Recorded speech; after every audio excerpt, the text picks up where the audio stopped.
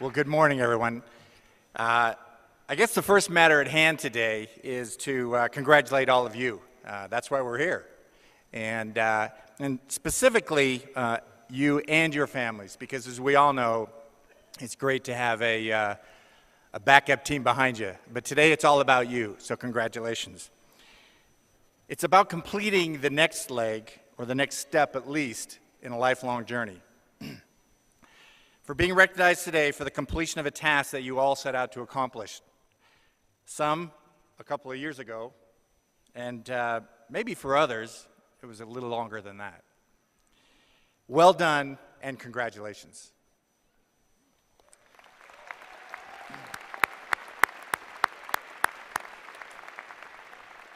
The second matter for me personally is to thank President Albrecht, the Board of Trustees, and the entire administration and staff of Utah State University. It is truly an honor to be here today and to partake in this important event. I'd like to thank my wife, Trina, and my children, Justin, Jackson, and Lindsay, as well as my niece, Tori, who are here with us today. Without them, I wouldn't be standing here myself.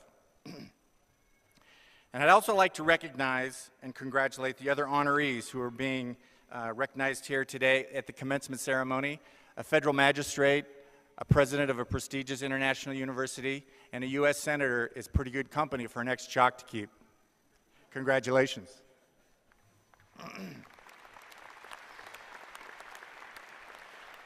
Okay, where should I start?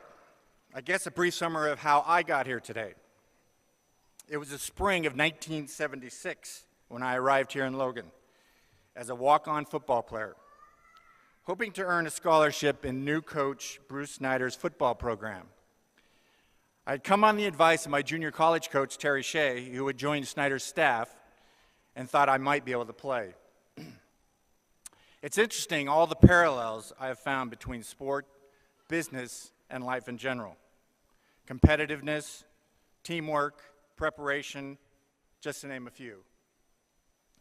And it was 35 years ago when I happened to be sitting in the same Spectrum Arena, celebrating my own completion of my degree, a major in marketing and a minor in economics from Utah State. At the time, I was a lot more excited about being done with school than worrying about what was next. The naivety and exuberance of youth certainly served me well at the time. So I celebrated, of course. I took a trip to places I'd never been, to the East Coast. I went to New York City, Washington, D.C., Miami, and down to the Caribbean. It was when I returned home to Oregon, immediately after I returned home, and my dad said, "Okay, now what?" That sound familiar? Well, I really didn't have a specific plan. I knew I wanted to get started on my career. I didn't want to go to grad school. And I love business, and of course, sports. So I applied and was accepted into one of the regional department executive training programs, department store training programs, and when asked what department I was interested in, my reply was obvious: I'll take sporting goods. Not long after that, I ran into a longtime family friend who I'd grown up with. He had run track for the University of Oregon and legendary track coach Bill Bowerman. After graduation, he'd gone to work for this small startup shoe company, started by Bowerman and one of his ex-athletes, Phil Knight. Bowerman was always tinkering with ways to make lighter, better shoes and give his athletes a competitive advantage. And Knight had just finished his MBA at Stanford, writing his thesis on how to manufacture athletic footwear in Asia much more efficiently. So they birthed an idea, they shook hands, and eventually, they named their company. They named it Nike, after the Greek goddess of victory.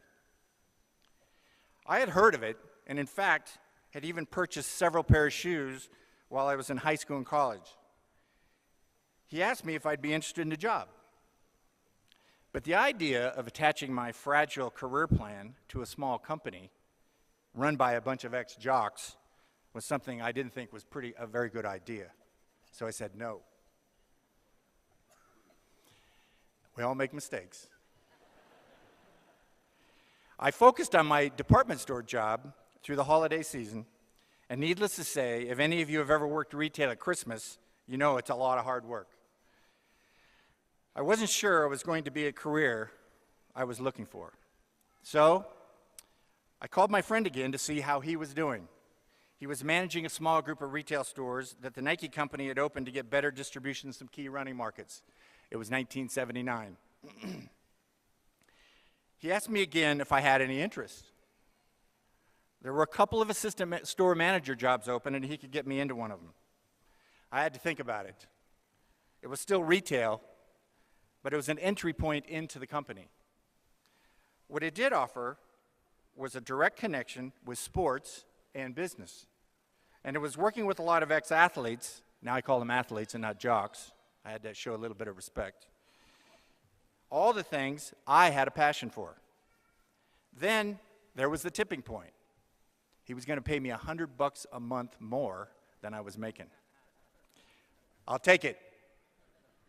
So I made the leap, but with a conscious commitment to myself. I would do this for a maximum of 5 years. Then I would go get a real job and a real career. Now I can honestly say, I never had to go get a real job. The career thing worked out okay.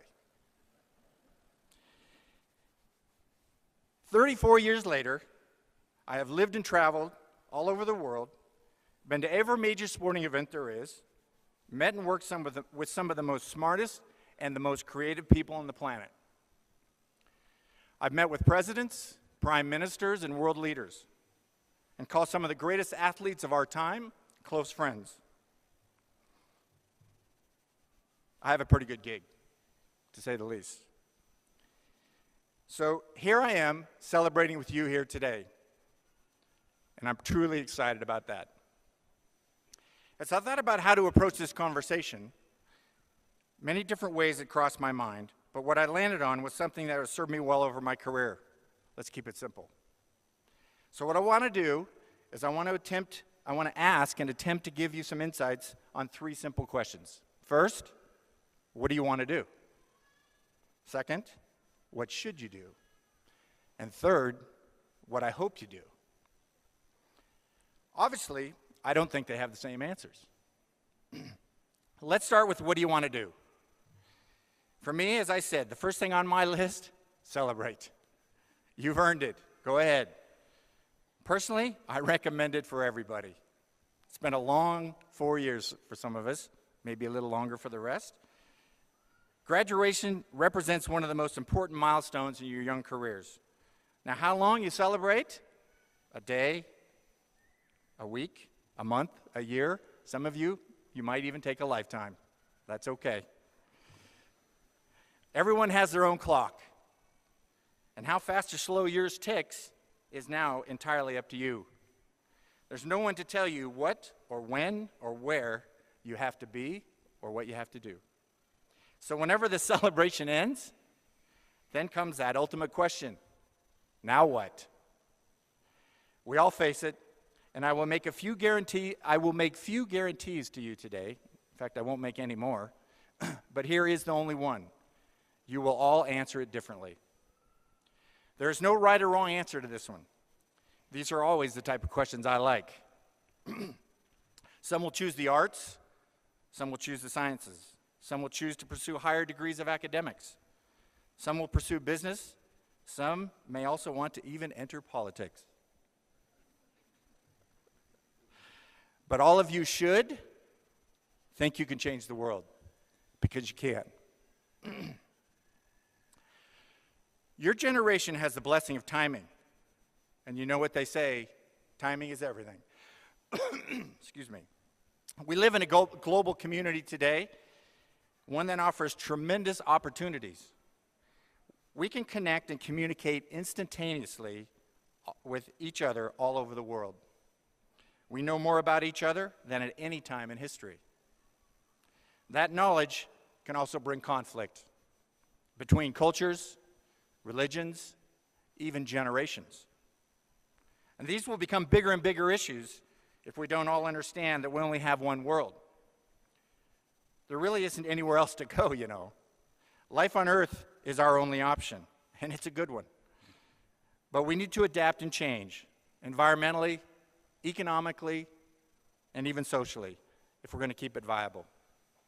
Our world needs to evolve, and you are the people who will lead that evolution. Your generation is moving and creating expectations and solutions at an increasingly accelerated speed. Don't let up on that. Get involved, form an opinion, and make a difference. You can, and I would challenge all of you, you must, for all of our sakes. Whatever the pursuit, I can only relate to my own experiences. You may feel like you need to create a master plan, target a final destination, define your expectations. My advice, don't restrict yourself to anything specific, at least not yet. I've been fortunate enough to have traveled from the jungles of Africa to the urban jungles of the world's biggest cities. I have seen hope in the faces of children living in conditions that you would find hard to imagine. I can assure you, the human spirit is alive and well. Find a way to tap into it. You'll learn a lot about yourself. You're smart, smarter than any generation before you. But you're not wise, not yet. Wisdom will come with time, so respect it. Whatever you choose to do, make sure you include some options. Stay open to new ideas and new opportunities. What you want to do, where you want to live, or even how you want to get there. You will never have more freedom than you have right now, so make the best of it. There are several characteristics that I think are critical to achievement. One of the most important is curiosity. It leads to asking the question, why, or even why not? A lot of the most amazing innovations of our time have come out of that one simple question. It's a good one. Some others are listening, learning, and collaboration. I was once at a conference with some of the smartest people in the world, actually a little intimidating, to be honest with you. And someone said to me, remember, there's a lot of really smart people in the world, and most of them don't work for you.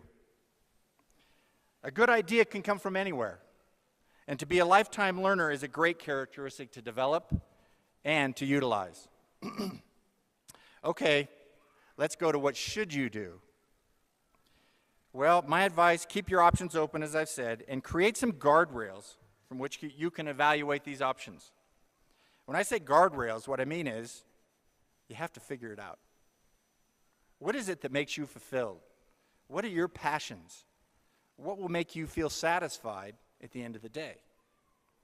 If you talk to anyone who has achieved personal success, they will all tell you they have followed their passion. It's critical to success and self-fulfillment. So take some time and figure out what it means to you. It'll help. Expectations. Oh yeah. Always part of the mix. Key point, whose expectations are you trying to fulfill? Your parents, your friends, professors, siblings, significant others, or your own? There's only really one that matters, only one that you have complete control over. Make sure you know how to answer that one first. Then you can deal with all the rest. If you don't, you'll wake up some morning and ask yourself, how did I get here? Now, that's not always a bad thing. I pretty much do it every day. I can't believe how incredibly fortunate I've been. I've stayed at the same company for 34 years. Sometimes I have to stop and ask myself, why? The original plan was to stay a maximum of 5. I've had options along the way, but I realized there were 3 questions I had to be able to answer every time I considered another opportunity, whether it was inside or outside Nike. First, was I confident and prepared to be a success in the new role? Because success breeds opportunity. Second, was it an opportunity that allowed me to continue to learn new things? Because you don't know what you don't know. And finally, was it something I really had a passion for? Because boredom will never allow you to do your best. Beyond that, I didn't have a plan. I felt that if I could answer those questions in a positive way, I'd go ahead and take the role. I considered changing companies along the way, but in the end, Nike always allowed me to answer those questions over the span of my career. I used the term journey earlier. It's an important nuance because I believe that's what we're all on. It's not a sprint, although it's going to feel like one at times. One of the things we all learn over time is patience. Not a term I've ever been comfortable with for most of my life, but certainly something I've learned to embrace. It's really struck me when I moved abroad and had to adapt to a foreign culture. One of the greatest learning opportunities of my life. I finally learned there was more than one way to solve a problem, more than one way to create an opportunity, and more than one way to communicate a message. It changed my perspective on almost everything and really created the opportunity and capability to run a multi-billion-dollar global brand and organization. It's a journey. Make sure you set yourself up to enjoy it. For you and your generation, you have more responsibility and opportunity than any generation in history. Now that may sound a bit daunting. It is. Now it's your turn to contribute, to lead, and to find your way. The good news, you're also the most capable generation ever. You're better educated, you have a more global perspective, and you are armed with all the mistakes that have preceded you. I believe we're in good hands, but it's time for you to answer the bell. So that brings us to, what do I hope you do? I hope that you want to change the world. Make it a better place. We can't continue the way we have. We're running out of natural resources. We're altering ecosystems and slowly destroying our planet. Our planet is big, but it's not infinite. It's not about using less. It's about doing things differently. That's where you come in. Look for new ways to create things, new ways to use things, different ways to dispose of things. Our planet has its limits, but limits create opportunities to innovate, to get to a different place. I hope that you lead mankind to a place of respect and understanding. Our world gets smaller every day. It's a world of the 24-hour news feed, a world of transparencies, and a world that societal norms are evolving at lightning speed.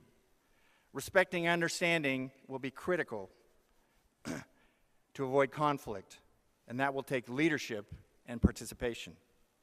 So have an opinion, get involved, you can make a difference. I hope you won't be afraid to fail, that you'll remain curious, and that you'll always ask the question, why or why not? That you'll never be satisfied with the status quo, that you will seek a different path, solution, or direction, that you will always look to make it better. I hope you take care of your mind and your body. We only have one of each, and they're not really transferable. The next generation is the first generation that may see a shorter life expectancy than their parents. Inactivity is killing us. Stay active. Keep moving.